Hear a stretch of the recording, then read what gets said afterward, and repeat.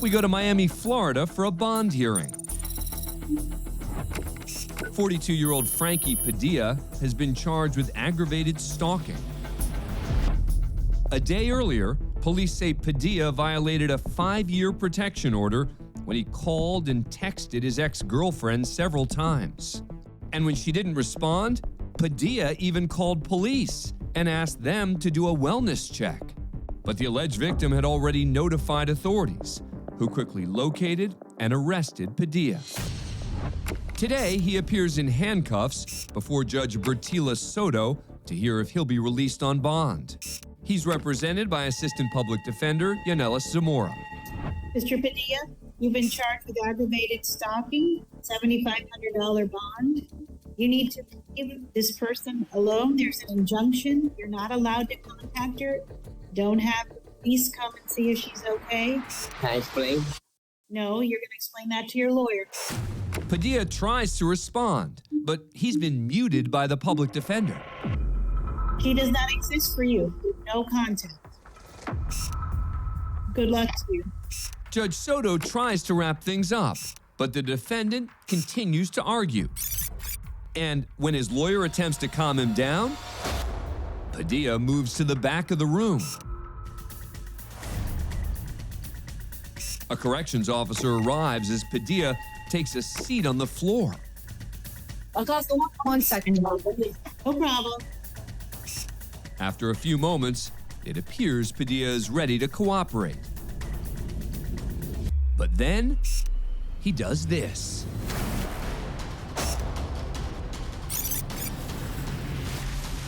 Padilla slams his head into the exit door, smashing the glass and forcing it open. Your Honor, we have a medical emergency. Please hold. Okay. He hit himself in the glass door. Some additional officers arrive on the scene and help bring Padilla to his feet. He suffered a small laceration and a bruise to his head, and after receiving treatment at a nearby hospital, was taken back into custody.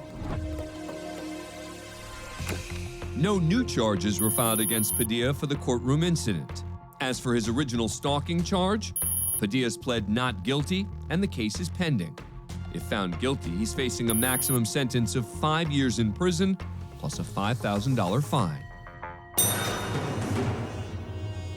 All right, I'm ending this hearing. You better settle down and listen to me. I am not going to put up with this anymore today. We're in Eureka, Kansas for a status hearing. 44-year-old Heather Reese has been charged with driving while license suspended and failing to provide proof of insurance. 3 years earlier, Reese was pulled over by a state trooper on the Kansas Turnpike, given a citation for both charges and ordered to appear in court. But she failed to appear, and a bench warrant was issued for her arrest.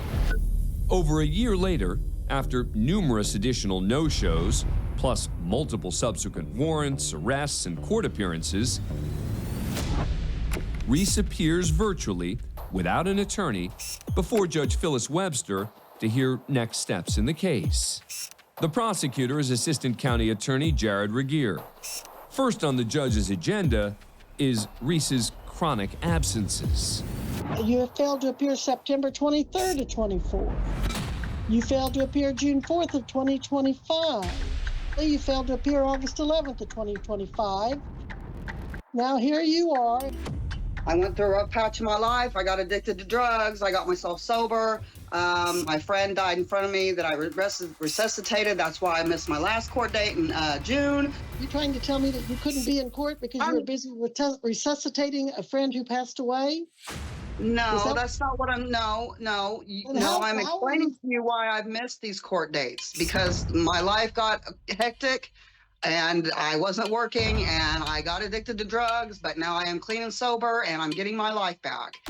Your Honor, the state's information is that this is a defendant who has failed to appear on 4 consecutive occasions beginning in September of 2024. It would also appear that the court did enter specific orders that the defendant must appear at the courthouse at that time based off the state's information.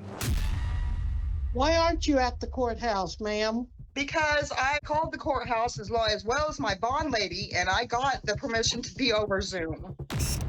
Who gave you permission to not follow the court order? Just the court clerk. Well, frankly, there's something not adding up in what you're telling me, because I know our clerk does not override my orders.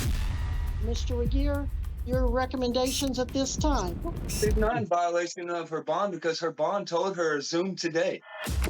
An unidentified male voice suddenly responds to the judge, and it seems to be coming from Reese's location. Miss Reese, is that your attorney? No, that's not my attorney. Sir, step in front of the camera if you're going to appear. Get in front of the camera. You guys, she is here Sir, doing the best that she can, and I'm hearing everything that you say. And you keep repeating the same stuff like if it's multiple stuff. Her bondsman bonded her out, dude. All right, I'm going, unless you identify yourself, you're off this call. What is your name? Well, look, my name is Jerry Banks, okay? Gary, Yeah. Jerry, Banks, Banks. Well, congratulations, you're correct. All right, do you know what contempt of court is, sir? Have you ever heard of that? I understand that you are. How are you related to her? This is my kids' father. He is the one that has got me out of the streets and is doing better. While she did not hold Banks in contempt of court, Judge Webster clearly feels she's heard enough from Reese and her friend. All right, I'm ending this hearing. You better settle down and listen to me. I am not going to put up with this anymore today, this indignity in court. We are going to continue this case to 1:30 today, and you must be present at the Butler County Courthouse. I don't have a car. I don't have a license. I have a job interview at 1:30 today. And I have a job at 1:30 today, and you better be here. Reese did appear at her 1:30 hearing in person with a court-appointed attorney. Judge, I would announce at this time, pursuant to negotiations, Ms. Reese is going to enter plea of guilty to count 1. The state has agreed to dismiss count 2. More than 3 years after her original arrest, Reese's case wrapped up in one day when she pled guilty to driving while license suspended. She was sentenced to 6 months probation and $208 in fines and court costs, which have been paid in full.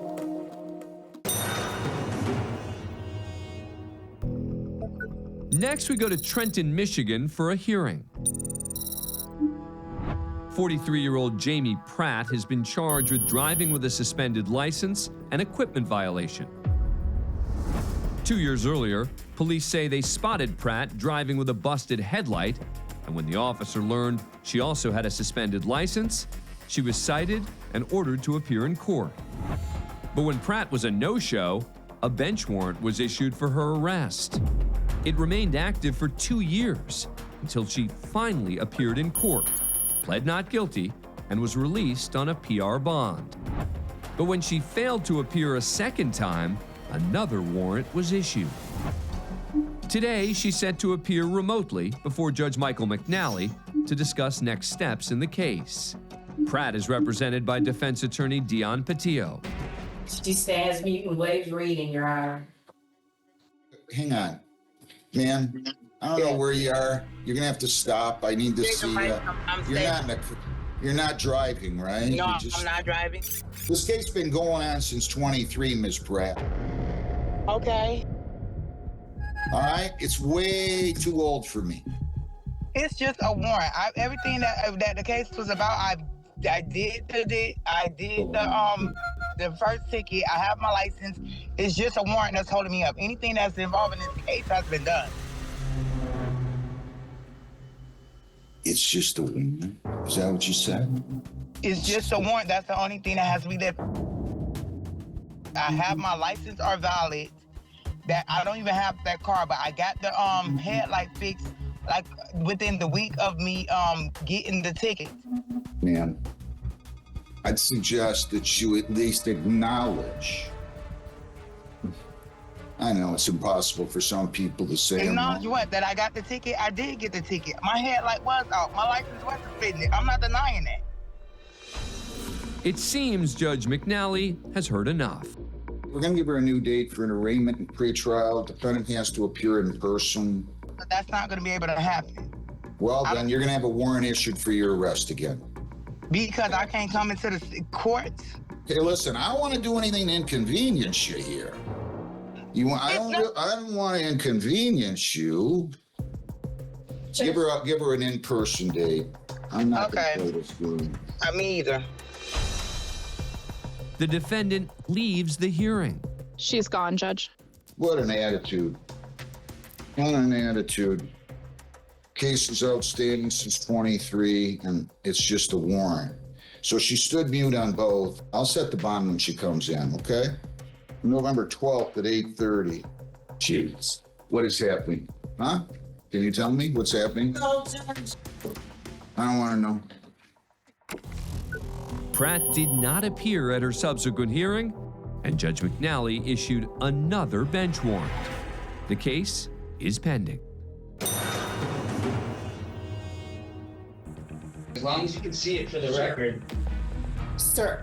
Maybe you can call the paramedics to check me out. Mr. Al-Sandouk, will you stop talking, please? We head to Wyandotte, Michigan for an arraignment. 35-year-old Reid Al-Sandouk has been charged with disorderly conduct. A day earlier, Al-Sandouk was arrested for causing a disturbance in public and refusing to identify himself to officers.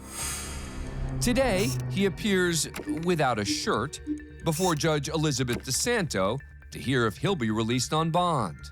Al-Sandouk is represented by defense attorney Corey Westmoreland.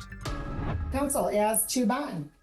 Your Honor, after speaking with my client at length this morning, he did assure me he would be appearing at all future court dates and understands the importance of doing so. I would just ask that all that be taken into account when assessing a bond on behalf of my client.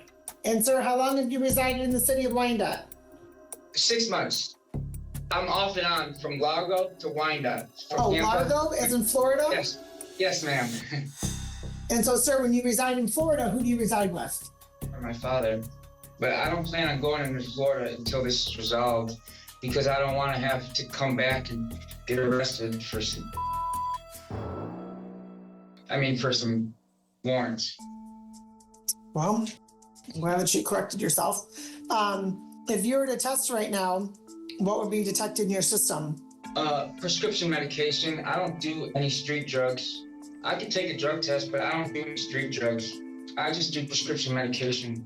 Okay, and do you take those as your doctor orders, or do you take them however you want to take them? No. My mom is a nurse. She has to hand them to me every day. I don't take them without a nurse's supervision. Judge DeSanto is ready to set bond. Given Mr. Sandouk's partial residence in Michigan, partial residence in Florida, the court wants to ensure Mr. Al-Sandouk is going to return to court. The court's going to order a $3,500 10% bond, and the court's going to also order a GPS tether through Wayne County Jail. You're not to possess or consume any alcohol or drugs that are not prescribed. She's not done. And you're to continue to take your medication as prescribed. But I don't have my medication on me. I believe, sir, that you can have one of the officers contact your mom regarding your medication. You don't understand, Your Honor. I have a blood infection. Excuse me, sir, let me finish. I'm gonna probably die in here. I'm just letting you know. Sir, let me finish. As long as it's on the record, I'm probably gonna die of an infection in here. And you don't care, that's fine. Sir, please let me finish. As long as you know I have a blood infection and a spinal infection, and I probably have meningitis, and as long as you can see it for the record. Sir. Maybe you can call the paramedics to check me out. Mr. Al-Sandouk, will you stop talking, please? Miss Elizabeth DeSanto, yes.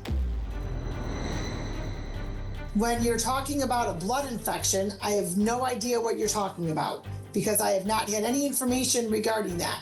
So, counsel, are you aware of any of that? He mentioned it earlier. I'm not exactly sure what he was speaking about. I didn't do anything wrong. I don't know why I have no $3,500 bond. For what? What did I do wrong? Sir, you should likely not discuss the facts of the case because that is not what's before the court. Now, the court ordered a $3,500 10% bond, which is a lower cash bond based upon your excuse me. The court wants to make sure that you are going to appear in court, which is why the court ordered the bond and a GPS I don't even have a car to jail. drive out of state. Why would you think I would skip court? Why? Why would I skip court? I follow the law to a T. Why would you think I skipped court? Sir, the court made its ruling based upon the information that it had. All right? So we'll see you back on October 15th at 10:45 a.m. Later that day, Al-Sandouk posted his bond and was released. But a month later, he was arrested for allegedly selling illegal drugs and is now being held on a $1,000 bond. Both of his cases are pending. And then we tried to have consensual sex. That didn't work over this apartment because he couldn't perform. We're in Olympia, Washington for a hearing. 56-year-old J.D. Mesner and 65-year-old Julie Davidson have applied for anti-harassment orders against each other. 2 months earlier, Mesner, who manages the Whispering Woods mobile home park, got into an altercation with Davidson, who lives on the property. Mesner says Davidson threw some items at him and grabbed his body camera, which he's required to wear for work. Davidson admits she knocked some stuff off of Mesner's desk, but denies touching him.